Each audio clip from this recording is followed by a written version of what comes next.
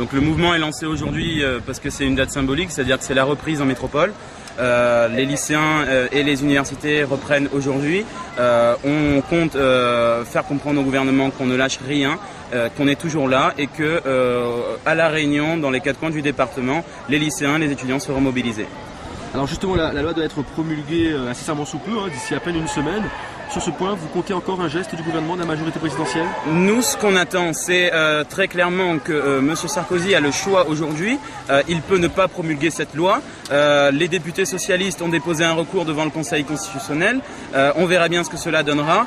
Si le gouvernement n'entend pas entendre la colère des lycéens et surtout l'inquiétude, nous nous arrangerons pour faire comprendre qu'on est déterminés. Et au-delà de ça, ce qu'on dit à tous ceux qui votent aujourd'hui, les députés et les sénateurs qui l'ont déjà voté, et à M. Sarkozy particulièrement, en 2012, on se souviendra.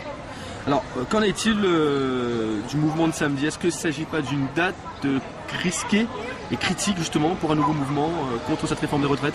Écoutez, à La Réunion, la situation n'est pas du tout la même qu'en métropole. On a bien vu que le samedi est beaucoup plus mobilisateur en métropole qu'à La Réunion. Après, on a décidé de ne pas quitter les instructions données par les centrales nationales. On appelle à un rassemblement samedi devant la préfecture et on a confiance en ce rassemblement.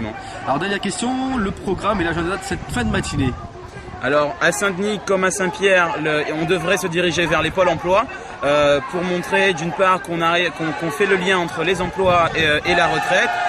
Et au-delà de ça, c'est très symbolique pour les étudiants et pour les lycéens de montrer que bien après les études, c'est l'emploi et les retraites.